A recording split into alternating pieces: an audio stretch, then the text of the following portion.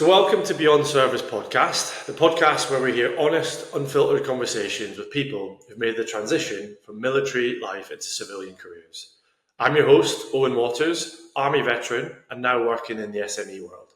This podcast is a part of a bigger project I'm building to support fellow service leavers through mentorship, community and shared experience. Every other week, I sit down with someone who's walked that same road. And today's guest is a very special one. I'm joined by Joe Stanton, my best friend and someone I've served alongside from day one.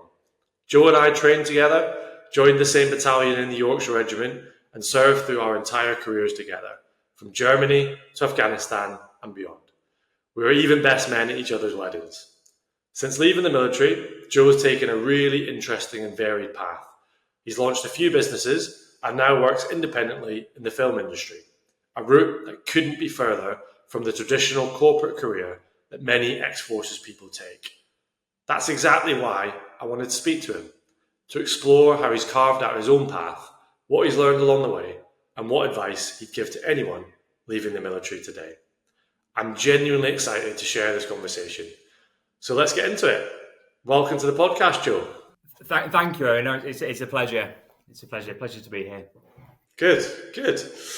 Okay, mate. I suppose it's best to start from the beginning, and I think certainly the listeners and viewers will want to understand why you decided to join the military and what exactly you did in the military. Yeah, of course. So I guess my answer of why I decided to join is fairly typical. You know, a young 20-something out of uni, kind of got the kind of backpacking and all the rest of it out of my way. And I joined for adventure, I joined for the experience, I joined for a job that was going to be physically challenging, mentally challenging, the option of going abroad. You and I both started our careers over in Germany, and that's kind of exactly one of the things that I wanted to do was not stay at home, go and see the world, go on tour. As you mentioned, now we both went to Afghanistan. So I think kind of the young adventurer in me wanted to join the army, and there was a slightly more serious side as well. We could have gone in as soldiers and gone through that route, but we both chose to go to the Royal Military Academy of Sandhurst, commission as officers, and I was definitely driven to kind of play a role as a leader, have a kind of, an almost paternal responsibility to a group of soldiers, and then hopefully make an impression and have an impact on them. Whether that was a good impact and a good impression or not, the jury's probably not out on that one, but that was a part of it as well. Great. No, and I think lots of people in our shoes had a similar reasons for joining, and there's that adventure bit, there's that wanting to lead, wanting to command soldiers, wanting to put yourself out there.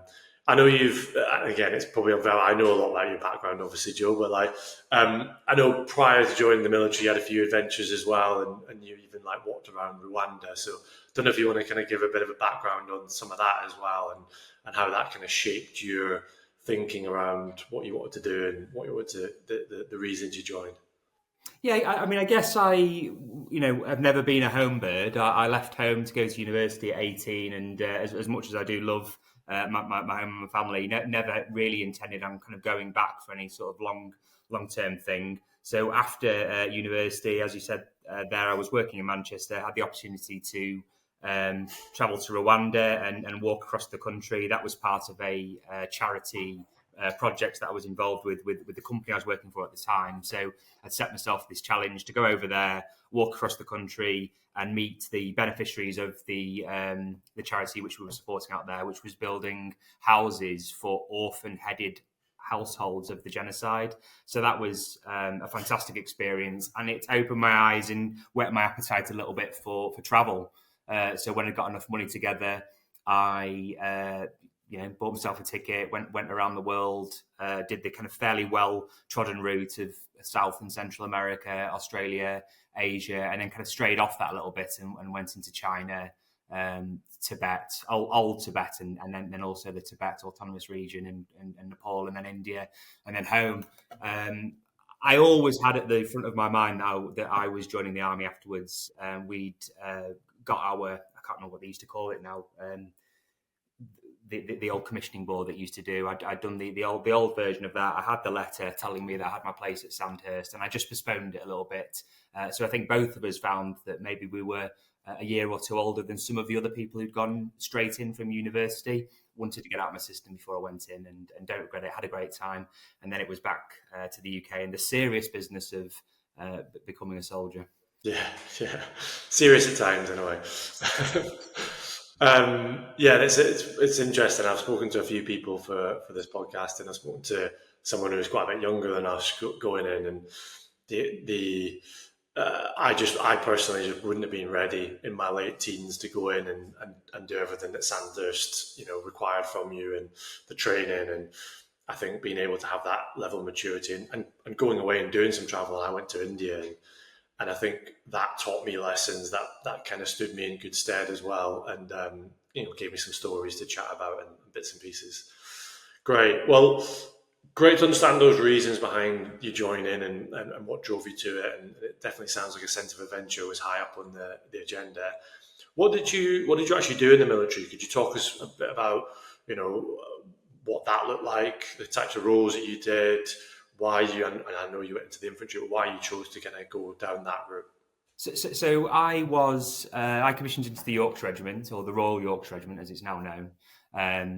I served just under 10 years in total, regular service, leaving the regular army as a captain. And in that time, I was a platoon commander, very fortunate to do an extended period of time as platoon commander, which included a tour in Afghanistan, Herrick 15, Helmand Province, the same tour you were on, albeit in a different company.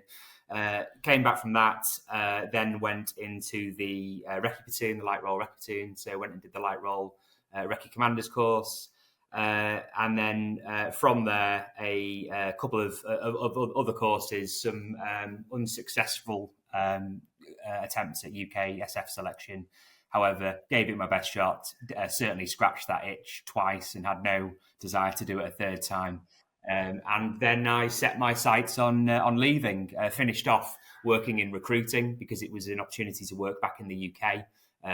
As you know, we spent most of our time abroad, whether that's Germany, on exercise, on tour, then a posting to Cyprus. We didn't get a lot of time in the UK. But the UK is probably a better lily pad for setting yourself up for the transition to Civvy Street than it is being abroad. Actually really enjoyed the recruiting side of life, got to see a different 9 to 5 side of the army that I'd never experienced before. Didn't actually believe that you could get that work-life balance and be in the UK. So did take advantage of having that opportunity. And then transitioned. I think it's worth mentioning that I went straight into the Army Reserve. I was self-employed as I was leaving the army. I had the intention of being self-employed.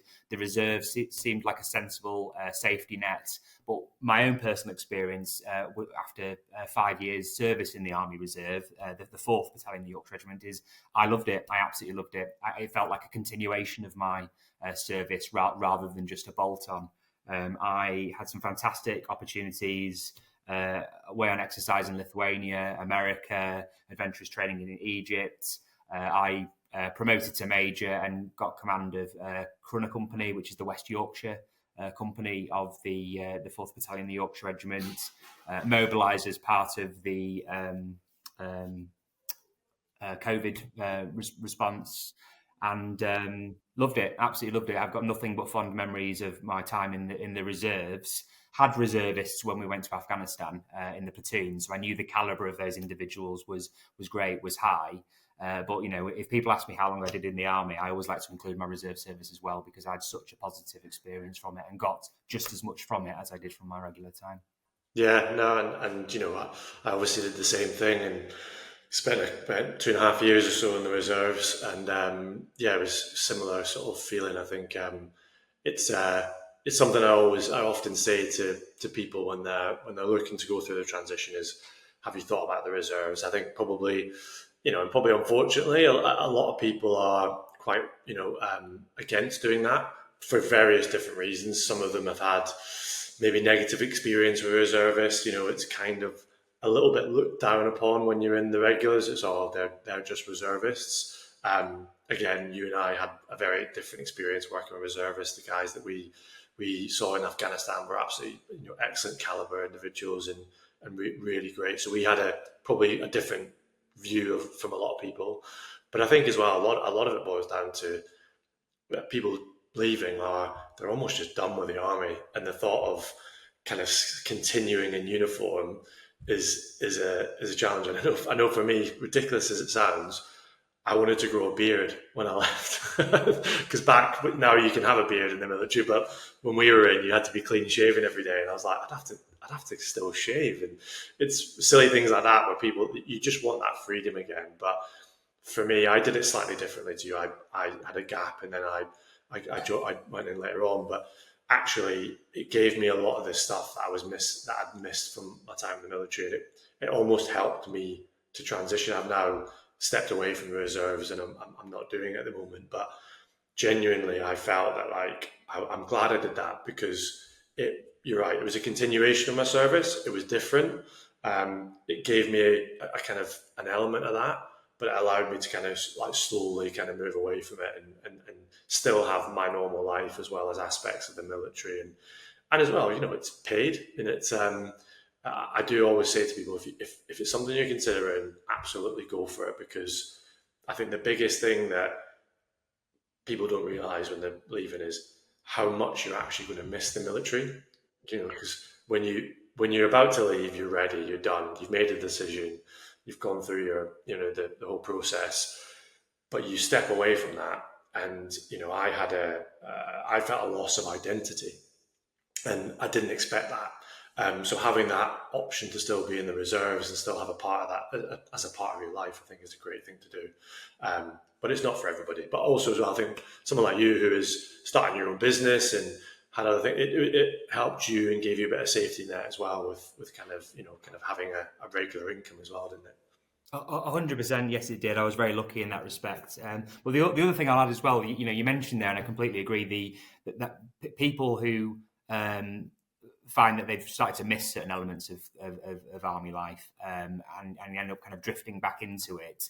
That probably is healthier than going straight in like I did, because a lot of people who go straight in, I think they just exist on paper because they were told maybe that it was the right thing to do, and then don't actually end up tipping up. So they end up taking the pid that somebody else could be sat in.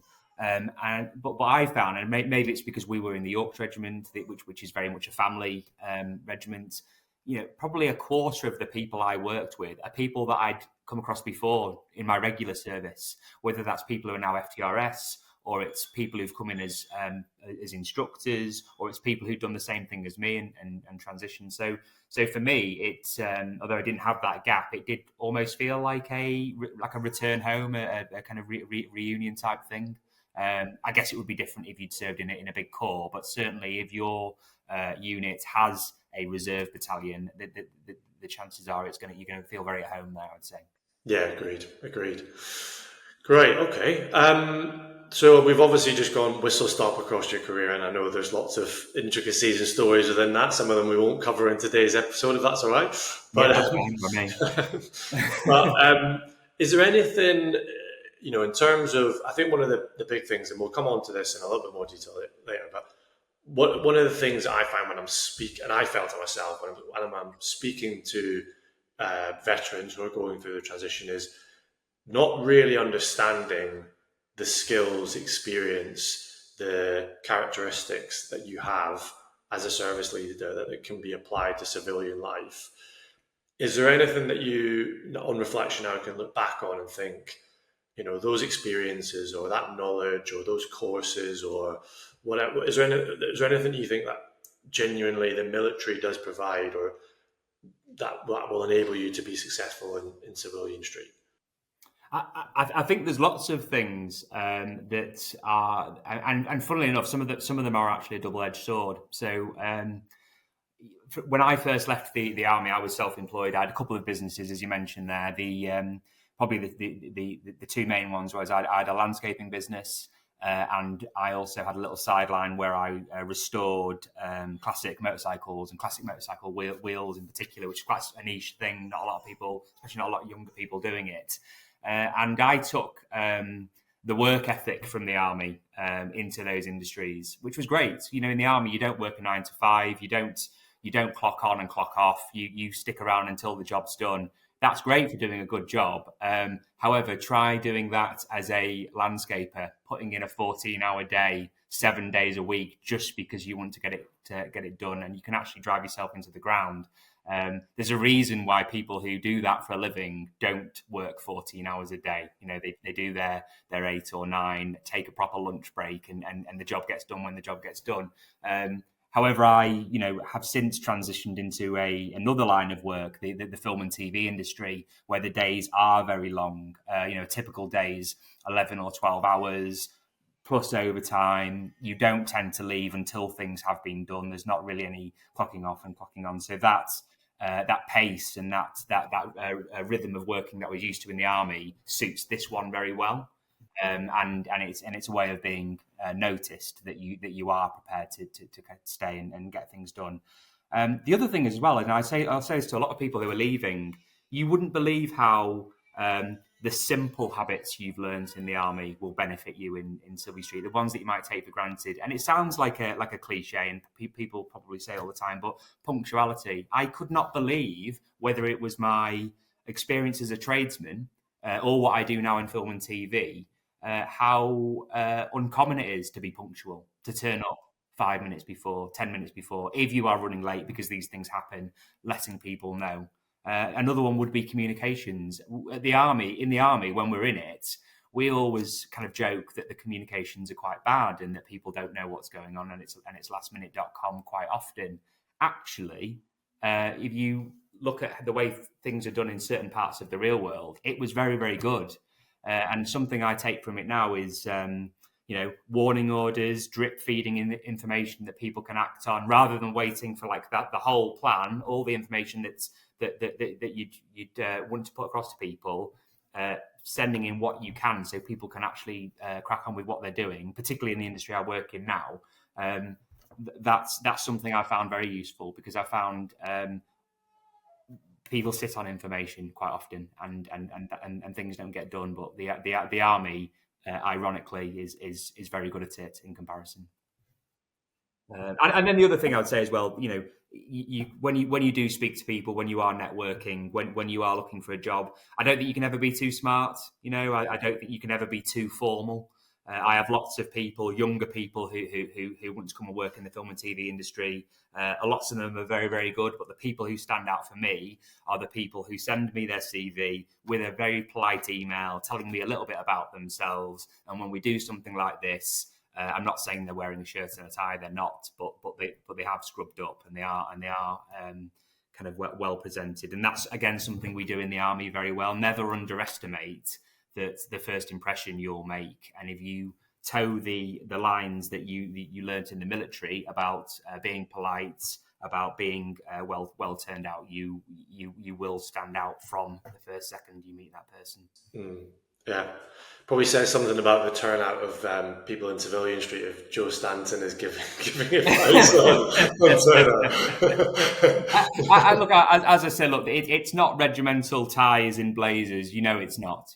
But I don't think someone leaving the army would dream of turning up day one of a job with a pair of trousers that weren't clean, or a shirt that was ripped, or whatever.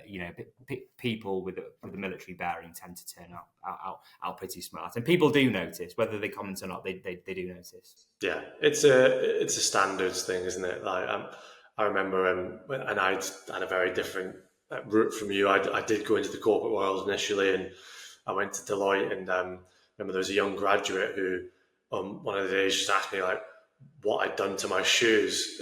I couldn't figure out what he meant, and I said, well, why did they look so different to mine? And I said, well, I've polished mine.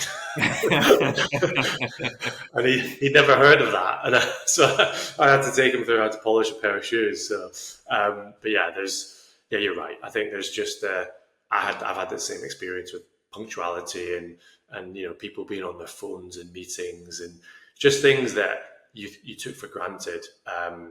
And I think my advice to people is don't drop to the level of any organization that you're in. Try and raise the bar of any organization you're in, and if that's as minimal a thing as being on time for every meeting, being well presented, being well prepared. You didn't go into a meeting with a senior person in the military without being well prepared, and if you aren't, you know about it. Great. Okay.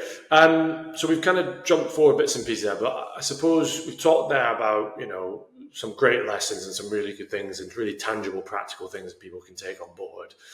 It'd be good to understand sort of why you decided to leave the military and kind of what was going through your mind at that point. So, I mean, I think my story is fairly typical of young-ish captains leaving. I'd done everything I wanted to do. I'd been a platoon commander. I'd served abroad. Had a tour. Ticked kind of all those boxes. Didn't find the jobs that were kind of ahead of me particularly desirable. As I mentioned, I had a couple of unsuccessful attempts down at selection, but again, scratched that itch. So I think I'd done everything I set out to do in the army. There was another bit where get to a certain age and you do want to lay down some roots. Again, I think it's a fairly typical story. You start thinking about what family life would look like if you'd stayed in the army versus if you left, owning your own house, getting a chance to sleep in your own house, which you might not do if you stay in. So although I had an overwhelmingly positive experience, I just saw it as the end of one chapter and the start of another. Strangely enough, though, I made quite a naive assumption as I was leaving. I was determined to be self-employed, and I think it's because I'd spent so long following orders, doing what I was told, and having comparatively maybe little freedom. I thought, well, actually, I want the opposite. I want to be self-employed. I want to be the master of my own destiny when I leave. And I had a little bit of a surprise when I did become self-employed. It is actually just another form of employment. The customer becomes your boss, and it doesn't matter whether you are landscaping in someone's garden. They're your boss for the week. They're the person who're going to pay you and ultimately be happy or not happy with the job you're doing and recommend you or not recommend you to the people. Building a motorcycle wheel, the person whose wheels you've got in your workshop, they're your boss, along with maybe 8 or 9 other people who are also your bosses because you've got their wheels as well and they're calling you. And then what I do now at the moment, I'm a freelance location scout and location manager for film and TV. But I work on kind of short to medium term contracts for various productions. So I just finished a film at the start of the year. I was 5 or 6 months on that. Those producers became my bosses. I've just got onto a TV series. Those producers and the supervising location manager and key location manager for that are my bosses. So it's great. I love self-employment. I love being a small business owner, and I love the work. But never assume that you are going to completely be the master of your own destiny, because you will always be a slave to something. And I say that in the nicest possible way. I'm enjoying it, but you asked if there was anything that had sort of surprised me, and that was it.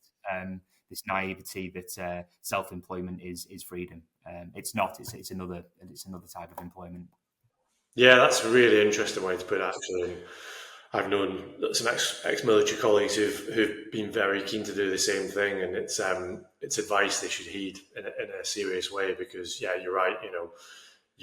There's always somebody you need to in the service industry or whatever you end up doing. You're not just going to be there doing your own thing all the time. You've got to deliver for people. So that makes a lot of sense. Great. So I suppose it'd be good to understand.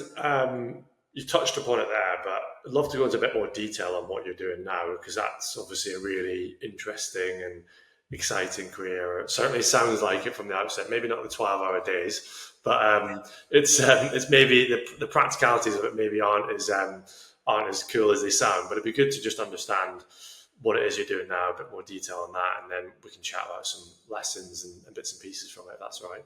Yeah, of course. So first off, I think it's probably important to mention, particularly with what you're doing over here, is that I got into this industry, which I absolutely love, but through the network, through the army. So I was knocking around battalion headquarters of 4 Yorks one day, bumped into a captain that we'd served with in Germany, and he said, "Oh, a friend of mine is he's ex-Navy. He's written this book and he's making a short film, and he wants somebody to go and help him with the logistics. Would you be interested?" So I went up to Scarborough and met this producer, had a coffee. Turned out what he was talking about was location management, and I didn't know what location management was. But agreed to join him. I went home, I got on Google, and I saw what a location manager actually does, and thought I could give that a crack, and went and joined him for a week. Had an absolute whale of a time. Lots of shooting out at sea. We were filming on a fishing trawler. Loved it. Didn't think it would lead to anything really. Thought it was a flash in the pan. But from that, the producer put me on to Screen Yorkshire. I then picked up some part-time work. They're called dailies. It's basically where you get dropped in for a day or two or three or whatever on some bigger shows. So I think Peaky Blinders was the first big thing that I dropped on. From that, doing all the things that I mentioned before about being on time, being polite, working hard, being well turned out. I just got invited on bigger and better jobs for longer periods of time. It might be a few days, then the next job they're like, "Can you join us for a few weeks?" And then the next job, "Can you do the whole job?" And the momentum built up, and now I'm in it full time, and I have my own company. I said I'm freelance, and this is now what I do for a living. So going back to your original question, what I actually do for a living. So it's a curious one. It's location scouting and location management. So the scouting side, we get brought on before most of the crew have even been hired. We get given a script and we pull out all of the locations from that script, and it's our job to go and find them.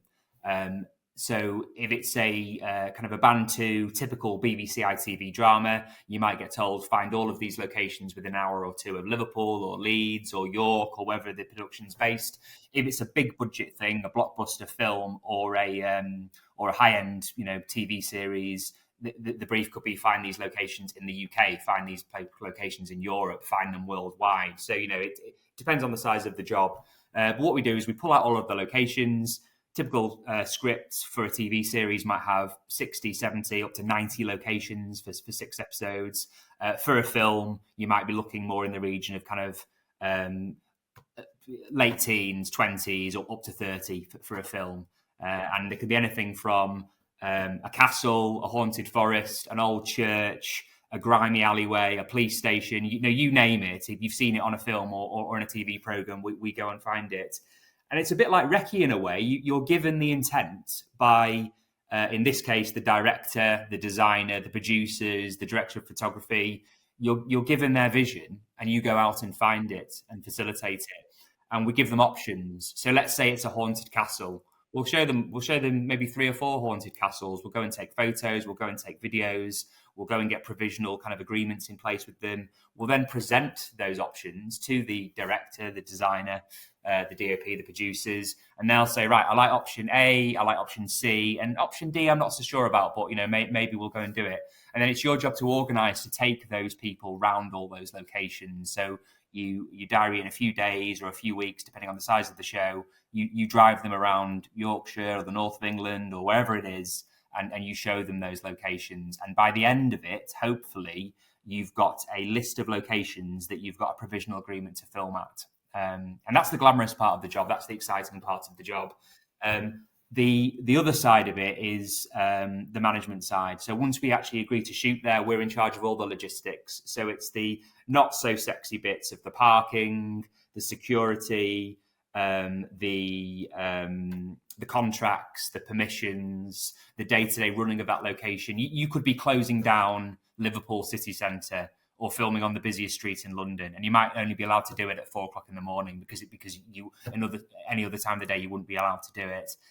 We manage all of that. So I guess in that respect, you are sort of it's a bit like being the G4 element. Going and doing those recce's and those site meetings is similar to planning, I don't know, a live firing exercise or a range package or something like that. I find a lot of the stuff we did in the army is very, very transferable to that side.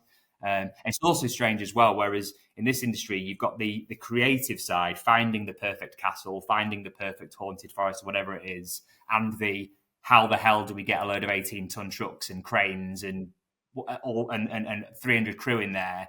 in the army, you have the officers who do the tactics and that kind of like slightly conceptual element of life, and then you have the non-commissioned officers and the seniors who do the very hands-on logistical piece. In this industry, my brain has to do both. And believe it or not, I do manage. I'm shocked by that. I'm also quite impressed that you managed to find 4 or 5 haunted castles. So, so one thing I like to do is if you get given a brief, one thing I quite like to do is, let's say they are after I don't know, a derelict barn, for example. Find 3 derelict barns that they're going to like, but then the 4th option, drop in a wild card, give them something completely different. Give them like an abandoned airfield or an empty or a derelict shopping centre or something. Because what is really satisfying is when they say, actually, we thought this would take place in a derelict barn. Actually, how cool would it be if it took place in an empty airfield, an abandoned airfield instead? And that's brilliant. You know, you can watch it on screen and think, well, actually, you know, that wasn't even written in, but we found that one for them. Nice. Well, yes, it sounds like obviously what you're doing is there's loads of transferable skills, and it's and I like the way that you've kind of looked at what you did in the military and you've kind of transposed it across, and you've taken on a lot of the lessons and you've tried to apply them, and it's a very different scenario, a very different group of people, I'd imagine, a lot more creatives than there would have been in the army, a lot less doers potentially, but that's, I think, the challenge that a lot of veterans face is they don't recognise they've got these transferable skills, and then they struggle to apply them into the civilian world. And I've gone into recruitment and sales, and there's times where you kind of don't, you think like, oh, I don't know anything here, but then actually you look at like what's one of the key aspects within sales is characteristics you need is to be resilient. And my resilience has been tested throughout my life, particularly in the military. And it's then, I quite often, if I'm in a challenging scenario now, I try and do this thing where I think, well, you know what? I've been through difficult times. I've been through challenging scenarios. I've dealt with, complex scenarios. There were different complex scenarios to this, but, now I've got a client who needs me to deliver something, whereas before it was a commanding officer or whatever, they were a client still, they were just in a different way. And it's like, how do I look at applying that knowledge and experience and everything I learned across to what I'm doing now? And sometimes I think that, just the being able to say, like, I've been in difficult scenarios. I've moved around jobs in the military like we all do. I've had to pick up new skills and new knowledge, and I've had to, work with new groups of people every couple of years. I know I can do this now. I know I can do this in my new career, my new job, my new role, whatever it might be. So I think the key thing for veterans for me is don't just always hark back to the military and, kind of be like, I wish it was like this, or I wish that, civilians work the way we used to work doing this or that. It's not about that. It's about taking the things you've learned, taking the skills you acquired, and applying them to a new setting, but also incorporating the new skills and experience you're going to get. And I've learned so much in my time in the civilian world and picked up so many great skills and experiences and things that I probably could have applied back in the military, so it's just being that kind of sponge, isn't it, and being open to learning. Well, Joe, it's funny you should say that. I had a really lovely conversation recently with a key location manager who commented on the way that I presented the locations that I'd found. And I took my inspiration from, do you remember all those PowerPoints that we sat through for days and days and days? Whenever you go on a course in an army PowerPoint, well, I'd actually put together a slide deck based on similar stuff we'd seen in the army, but for these locations. It saved it as a PDF, and they went to all of the director and producers and all the rest of it. They were used to people just winging things in a folder and scrolling through individual files, as opposed to having an actual brief. And I think it's something that I took for granted that is actually an effective way to put information across, and it's something that had kind of absorbed through osmosis through the army career and just kind of applied it to this one. So it was lovely to hear that. That had actually been recognised, that had been made it stand out. But then on the other hand, you say like about people harking back to the military. I wish things were done like this. I wish things were done like that. There are ways where habits that you do have to let go of slightly. I heard of a guy. He was a sergeant major. He worked in the industry I'm in now. Everything had to be perfect. Every truck had to be in a perfectly straight line. Every trailer, every marquee, every traffic cone. Whenever they had we call it a unit base. It's our FOB basically. It's our base of operations when we're filming, wherever we're filming, had to look like a military camp. That's great, but you will spend 90% of your day trying to make it look like that. And are you actually getting done what needs to get done? In our industry, the single most important thing is getting it's called getting it in the can. It's getting the filming done that you need to get done, because it's so expensive per day to have a film operating. It's great if things are tidy, and things should look tidy, and they should look ordered. But if you are focusing too much on that rather than getting the actual job done and getting the shots in the can, unfortunately, you're not delivering what you're being paid to deliver. So I say to quite a few ex-army who want to come and join us, say there are little things that you unfortunately you have to let go of. Otherwise, you just won't get the job done. And you probably find that in what you do. You choose what to hang on to, but you also choose what to let go of. Yeah, that's such good advice. I think there's because there's certain things you can't have that expectation. Like if you're going to get annoyed because you look to your left and the guy next to you or girl next to you hasn't ironed their shirt, or they turn up to a meeting just on time rather than 5 minutes before, whatever, you're just not going to get ahead. You've just got to, like I say, you try and raise the bar, but I think you've also got to understand that there's different cultures, there's different types of people, and we were put through a pretty intense scenario of standards, and and there was a reason for that. It was always like, I tell people sometimes, you would get absolutely beasted if you were found to have one of your pockets unbuttoned, or like on your rucksack if one of the zips wasn't done up correctly, and and it seemed like it was blown out of all proportion. This was in training, really. It seemed like it was blown up, but actually it was the little details, because if you didn't focus on little details, you wouldn't get the big things right. So when it came to being in a situation like we were in Afghanistan, if you had your magazine pocket open and all your magazines fell out and you had no ammunition, then you'd be in a bad place. So it was very, very, they really bore down onto that in the military, because the stakes were so much higher. In civilian life, the stakes aren't necessarily always as high as that. So you've got to counteract that a little bit. Great. I'm conscious we're coming towards time, Joe. This has been brilliant. Some amazing stuff you've brought up there. I think probably there's a couple of little aspects I'd like to go through, but I think one of the key bits is, what advice would you give to someone just leaving the military today? I know you've weaved a lot of good stuff throughout this, but if there's any key takeaways for someone leaving, or even if it was to your younger self, but what would it be that you would say to somebody now if they came to you and asked your opinion on leaving the military? Probably particularly if they were looking to go into like a small and medium-sized business rather than go down the corporate route, if that makes sense.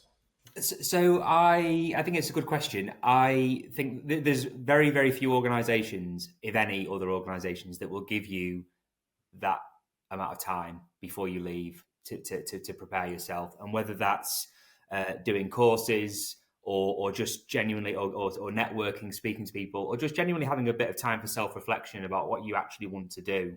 And that's good and bad, I guess, in some ways. People may often rush into courses that they didn't really want to do. A couple of the ones I did, I think I probably squandered a little bit. So I would say use that time, because no other organisation will give you that amount of time before you leave. But my main bit of advice is have a think about what you actually want to do, not what you think you should be doing. If you leave the army at a certain rank, let's say you're an officer, you're leaving as a captain, as a major, or you're leaving as a sergeant, colour sergeant major, you're probably used to a certain level of responsibility. You're used to a certain amount of kudos, and I don't mean that in a bad way, but you've earned your right to be there. And let's face it, it's the real world. You're used to a certain level of pay. You may want to replicate that in civilian life, that level of responsibility, that title, that kudos, that pay. If you are fortunate enough to be in a position where you can sacrifice one or more of those things to do something you actually want to do, go and have a go. You might have always wanted to be, I don't know, an outdoor instructor or a teacher or a builder or I don't know, something that I'm doing, similar to what I've done or what I'm doing now. And if you're in a situation where you can try lots of different things or try something, take a gamble on something you've always wanted to do, my advice would be to do it rather than shoehorn yourself into a job that really you didn't ever really want to do and maybe you don't even understand. I tried all sorts. I talked about being a small business owner, landscaping, the wheel building.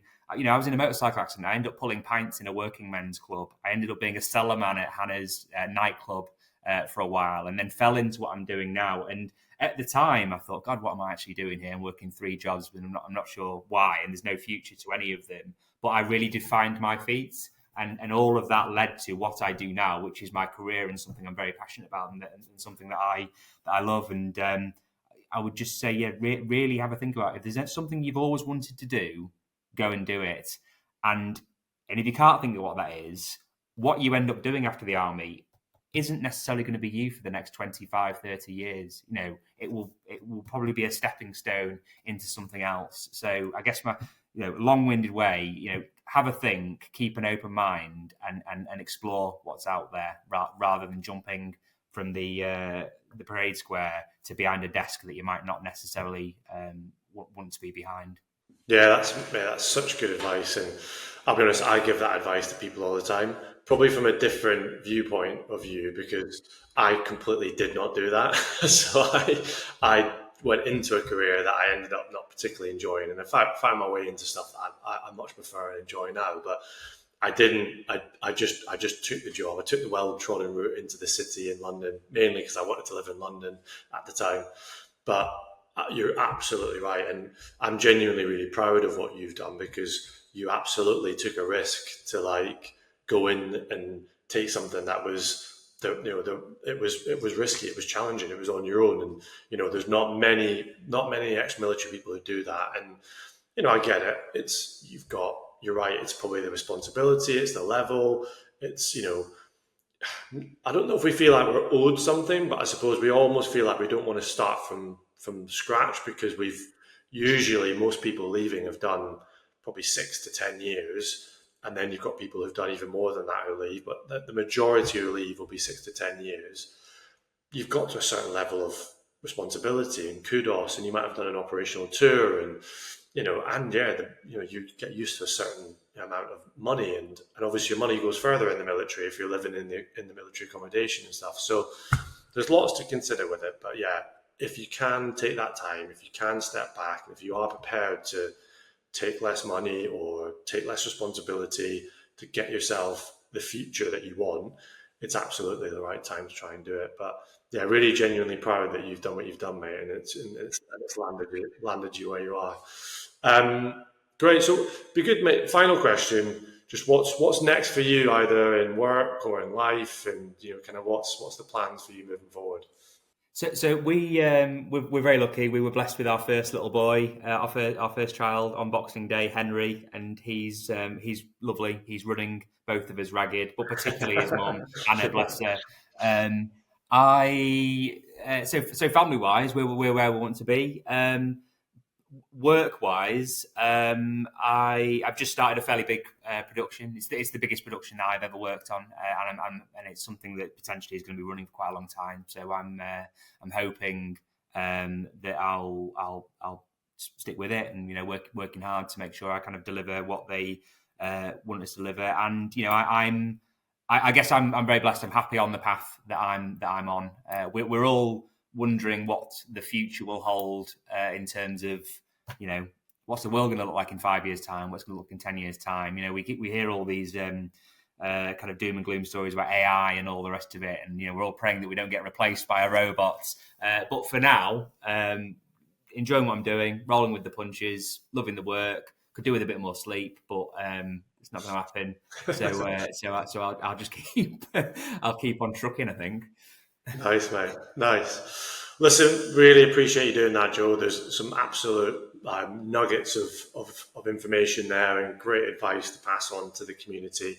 I know you're passionate about helping this community, and I know I am as well. And I'm glad we've managed to get together and have this chat. I don't think you're on much social media, but if people want to reach out to you, what's the best way for them to get in touch?